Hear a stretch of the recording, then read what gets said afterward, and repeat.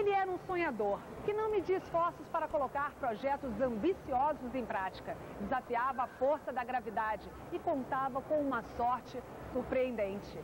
Alberto era um jovem de quase 20 anos, meio brasileiro, meio francês, que inventava máquinas voadoras para navegar pelo ar.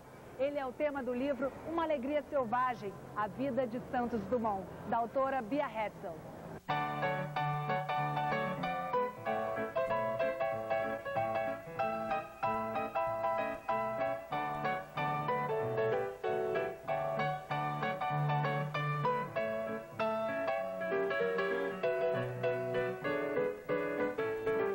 Bia, você começa o livro com uma passagem muito interessante sobre Santos Dumont, o jeito que ele conheceu Princesa Isabel. Como é que foi essa história?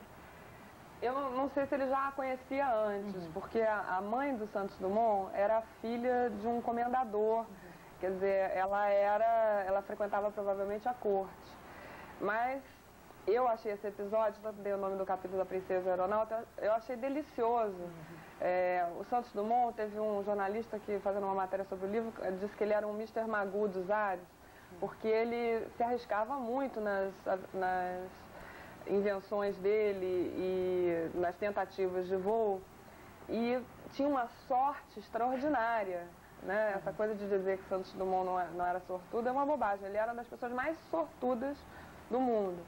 E uma das vezes que ele se estrondou com um dirigível que ele estava tentando construir, ele foi cair no alto do castanheiro da propriedade dos Rothschild.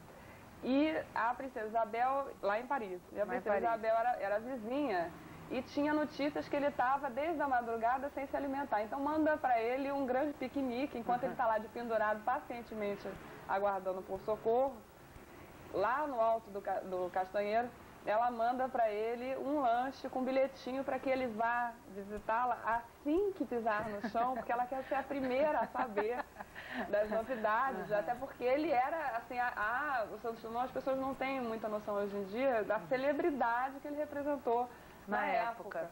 Ele era uma das pessoas mais importantes do mundo, ele inventou o dirigível, uma série de outras coisas, e ele era adorado, uma figura popular, ele era adorado, um grande herói, ele era um esportista, um sportsman, como nessa passagem, né? Nesse episódio, deixa muito clara a mentalidade da época, um pouco, em Paris. Paris era o centro, né? Estavam às vésperas daquela grande exposição universal, que na época eles montavam como se fosse uma cidade artificial, teve uma aqui depois no Rio de Janeiro, né?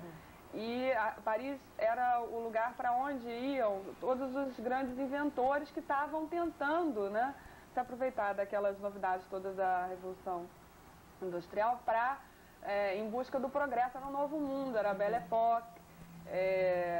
Então, quando eu fui pesquisar a vida de Santos Dumont para escrever, a primeira coisa que eu percebi é que uma coisa importante a ser explorada era esse ambiente da época, o flair dele, a elegância, como você estava comentando aqui há pouco comigo, a grande genialidade dele, a cabeça fria que ele tinha para enfrentar, por exemplo, o planejamento, como o Amir Klink fascinou todo mundo com a travessia do Atlântico, depois todas essas aventuras que ele fez. Santos Dumont também era um grande aventureiro e um homem apaixonado pela mecânica, ele planejava tudo. Então eu busquei fazer um livro que trouxesse essa vida, essa aventura, essa emoção. Um lado bem humano. Por isso que o título acabou mudando para Uma Alegria Selvagem. O título original do livro era O Tempo Voa. Porque logo que eu comecei a estudar, eu pensei assim, bom, ele representa a grande aceleração no tempo. Porque na hora que ele inventa os dirigíveis e o avião, ele muda o mundo, né? As distâncias encurtam, essa correria que a gente vive hoje em dia, acho que a gente deve muito a Santos Dumont. Porque ele deu uma encurtada, ele e as outras pessoas que na época também trabalharam para isso, mas principalmente ele foi realmente um herói. Encurtaram o tempo quando aceleraram os meios de transporte, e mudaram a lógica do mundo, o mundo passou a ser visto de cima, né? Você escreve de uma forma muito como se fosse uma pessoa que estivesse perto da gente, vivendo aquilo, e a gente estivesse vivendo nessa época. O seu público-alvo é o jovem? Eu apesar de ter eu ter gostado muito. Estão fissurados também, né? Eu comecei escrevendo livros de divulgação científica. Quem acompanha assim, o meu trabalho, eu escrevia sobre as baleias jubartes de Abrolhos, aí tive a ideia de escrever um livro para as crianças, porque a causa, eu achei que as crianças eram muito importantes de ser mobilizadas. E com isso acabei fazendo, já tenho mais de 10 livros infantos juvenis publicados, além da minha obra de livros para adultos, livros de arte, livros informativos. E o Santos Dumont, eu tive o objetivo assim, mesmo declarado de capturar o interesse dos jovens. Aí eu já penso no menino que está na idade, a partir de que o menino que está lendo Harry Potter já pode ler o texto. Até porque Santos Dumont é um grande mito. Exatamente. Aqui no Brasil. E às vezes muito mal compreendido. Super mal compreendido pela juventude. Eu fico assim, o meu avô paterno, ele era inglês, já filho de alemães, e ele, na juventude, ele foi trainee do Banco de Londres em Paris. Ele passou 2 anos em Paris entre 18 e 20 anos. E durante esse período, ele conheceu o Santos Dumont porque tinham amigos em comum. Apesar de Santos Dumont ser bem mais velho do que o meu avô, eles eram amigos. E o Santos Dumont tinha um dos primeiros automóveis, né? Ele era uma pessoa super sociável, ele era tímido, mas ele tinha muitos amigos e ele dava carona sempre para o meu avô de carro para uma cidade próxima, nos arredores de Paris, onde eles passavam o final de semana jogando tênis e tal. E o meu avô, eu me lembro que quando eu estudei o assunto Santos Dumont no colégio, eu cheguei em casa contando, e meu avô tinha um temperamento até parecido com ele, porque ele era uma pessoa muito reservada, falava pouco, super educado e tal. Eu cheguei na casa da minha avó, assim, depois do colégio, comentando, hoje eu aprendi sobre Santos Dumont e tal. E o meu avô, eu me lembro que teve uma reação, assim, desmedida, dizendo assim, mas você não aprendeu nada. Ele não é só isso.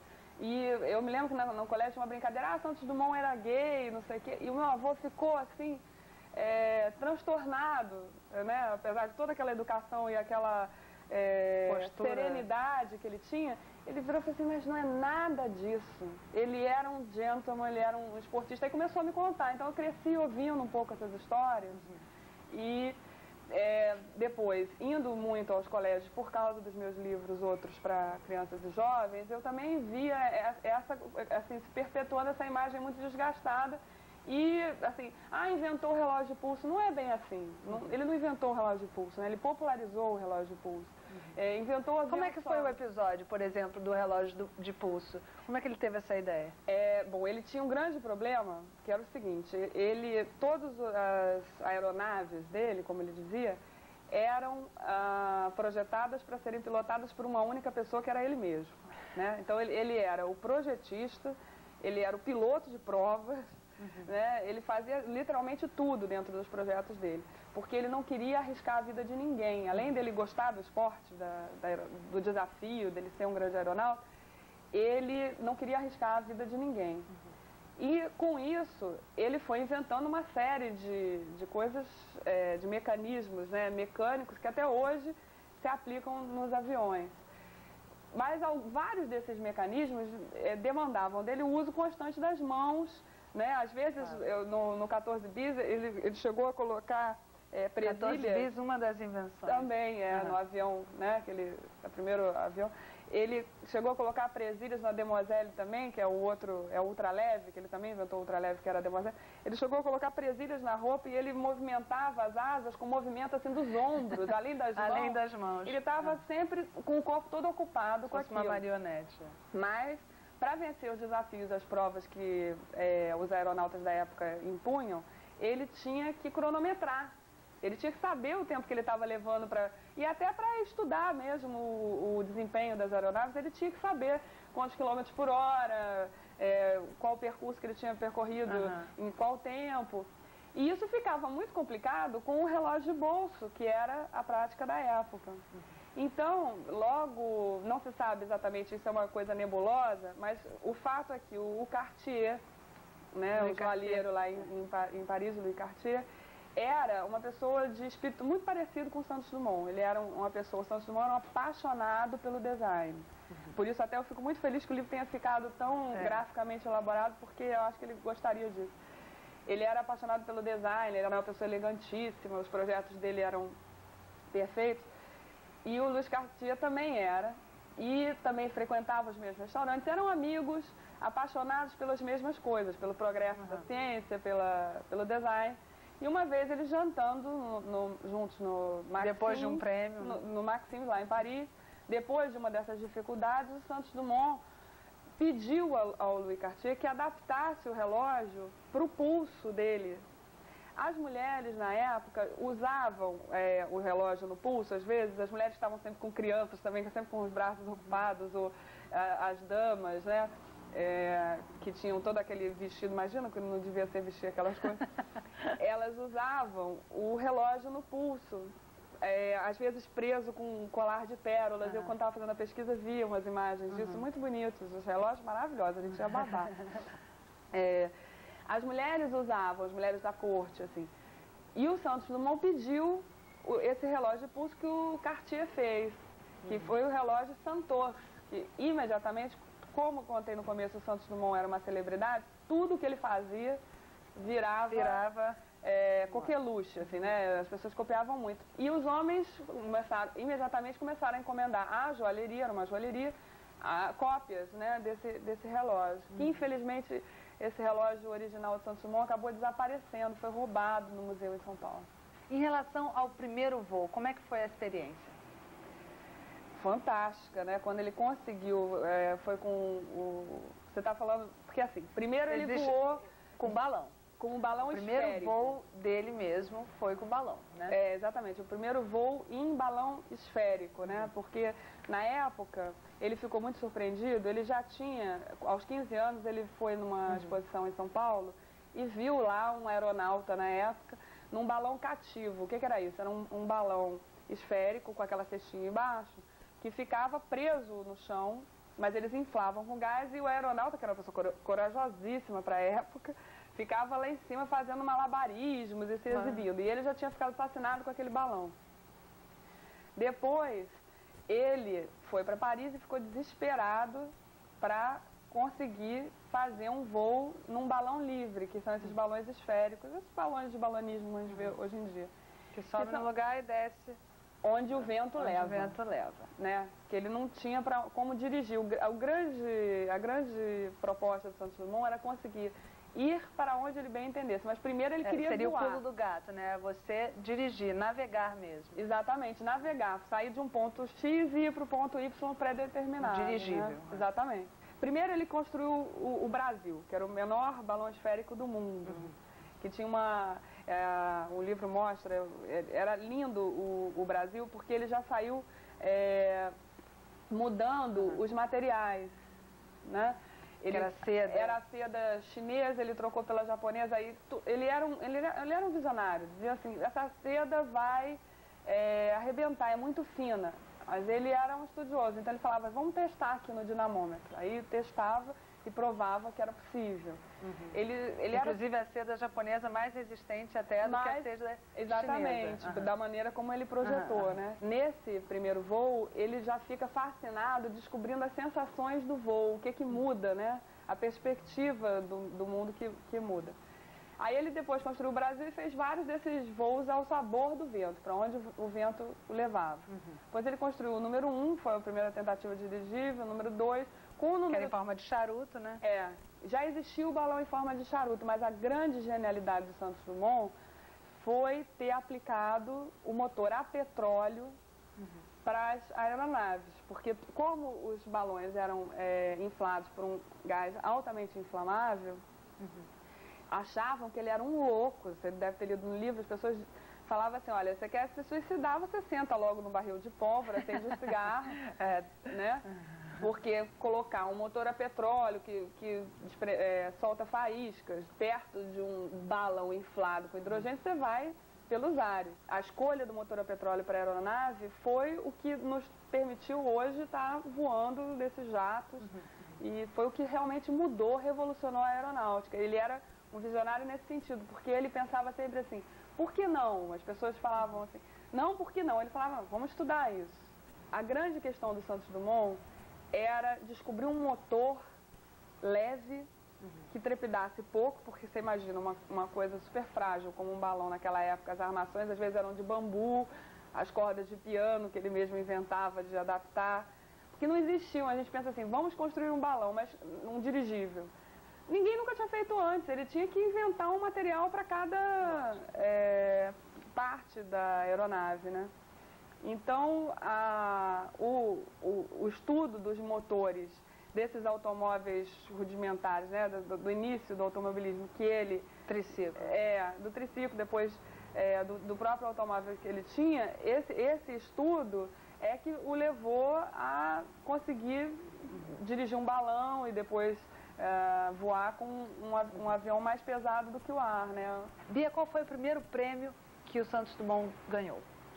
Olha, talvez o primeiro prêmio mais importante tenha sido o prêmio Deutsch, que foi um prêmio para quem, estabelecido pelo Aeroclube da França, para quem conseguisse provar que era possível dirigir um balão. Então, tinha que fazer um percurso pré-estabelecido, onde a Torre Eiffel era a baliza, tinha que ir até a Torre Eiffel e voltar. E foi ele ganhou esse prêmio em 1902. Foi de 120, esse que foi de 129 mil francos? Ele ganhou esse prêmio em 1901. Era uma fortuna incalculável hoje em dia. Eu não saberia te dizer, era um dinheiro altíssimo. E houve uma polêmica, porque fração de segundos, aquela coisa que eu estava explicando da cronometragem, não tinham sido muito claros na hora de dizer o texto do prêmio, qual seria as condições exatas, se era pelo momento que ele passasse pela linha de chegada ou que a aeronave pousasse. E ele acabou sendo uma aclamação popular, ele ganhou o prêmio, e aí vem o lado humanista do Santos Dumont, que as pessoas, que eu acho espetacular e as pessoas pouco comentam. Essa fortuna, tudo bem, ele tinha herdado um dinheiro, uma soma considerável de dinheiro do pai dele. Já era rico, né? Mas, para quem ficava o tempo todo construindo aeronaves, ele precisava de muito dinheiro também, né? Porque era uma coisa muito dispendiosa. Mas quando ele ganhou esse prêmio, ele fez questão, ele dividiu em duas partes. A maior parte ele mandou distribuir entre todos os pobres da cidade de Paris. Ele queria que os trabalhadores todos que tivessem a ferramenta de trabalho penhorada, esse dinheiro foi pulverizado, distribuído entre os pobres para que tirassem essas ferramentas do prego, né? E a outra parte ele dividiu entre todas as pessoas, os mecânicos, os auxiliares, todas as pessoas que o tinham ajudado a chegar até ali. E aí depois, ele tinha feito essa distribuição dessa fortuna, e aí os jornais da época, se você for pegar os jornais desse período, da virada do século retrasado, os jornais todos da época falavam de Santos Dumont o tempo todo nessa época. Primeiro foi a questão dos dirigíveis, que já tinham, quando ele ganhou o prêmio Deutsch, o mundo todo tinha coisas comemorativas e a notícia correu o mundo, mais do que até talvez quando o homem pisou na Lua. Era uma coisa assim impressionante.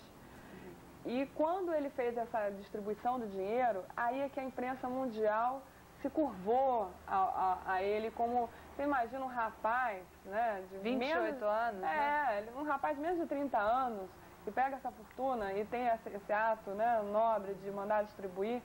Foi uma coisa espetacular. Ele recebia muitas cartas também na época, né? Recebia. Que cartas mais comoveram o Santos Dumont? O que ele menciona nos livros dele, assim, primeiro de um amigo dele de criança, né, que era filho de um funcionário da fazenda do pai dele, que manda um bilhetinho para ele, porque eles faziam aquela brincadeira, né? Barata voa! Não.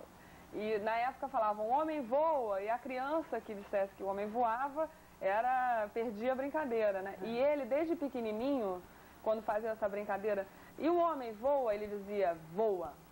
E era massacrado na fazenda. Ele era um homem de 1 metro e meio adulto, imagino que não deve ter sido, ele era o filho homem caçula e tal. No meio da criançada, ele era massacrado com esse negócio. Ele sempre disse que o homem voaria.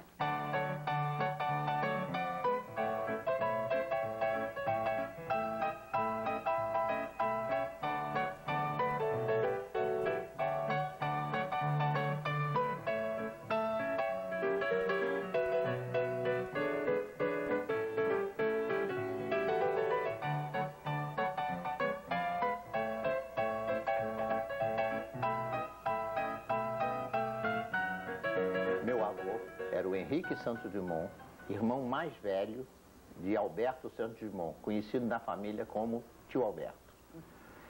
Quando ele vinha ao Rio, ele se hospedava aqui, onde hoje eu tenho um apartamento, que era a casa onde meus pais moravam, onde eu nasci há 76 anos, e ele se hospedava aqui, nesta casa, quando ele vinha ao Rio. E eu me lembro dos preparativos que se fazia, na época, meus pais, para recebê-lo. Eu conheci ele, lidei pouco com ele, quando o tio Alberto morreu, eu tinha 7 anos, de maneira que eu lidei pouco com ele.